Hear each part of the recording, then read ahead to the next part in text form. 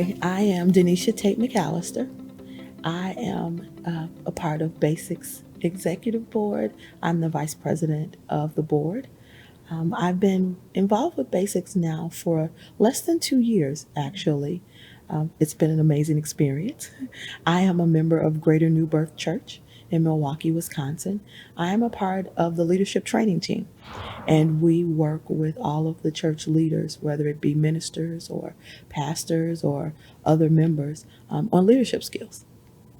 One of the things that I find interesting is I had to figure out how I experience God versus how others may. And one area of my life where God consistently shows up is related to health. I've had some of the most extreme health experiences ever. So I think specifically about a time when I was 17 years old, I had contracted shingles. And they didn't know as much as we know now about shingles, and there definitely wasn't a vaccine for it. And so when I contracted shingles, it was in my spinal fluid.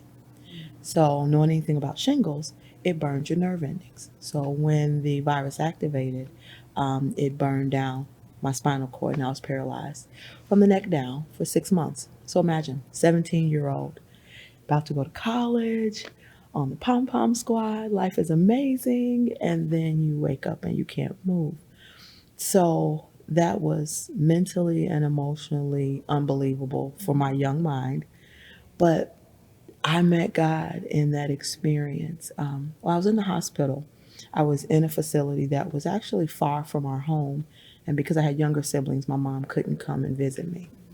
My friends were afraid to visit me because nobody wanted whatever that was.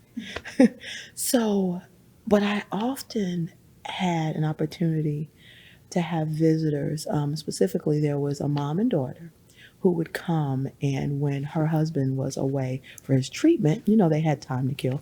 So they would come in the room and they would sit. They would talk with me. We'd play games, that sort of thing. And it was awesome. It gave me that sense of home. My mom that I was missing, my younger siblings that couldn't see me. And then at the end of that experience, I got sick again and was leaving the facility to go into back into the hospital. And I wanted, before we left, I said, Mom, you got to tell them to thank the family because, they made it okay to be here because I was so alone before they came. And the nurse looked at my mom, and I remember very vividly, she kind of shook her head. My mom kind of looked. Well, I later found out that there was no family visiting me. They called it hallucination, which was part of why I was going back into the hospital because the virus had reactivated and was now affecting the back of my brain. But now, as an adult, as a believer, I know the power and assignment of angels.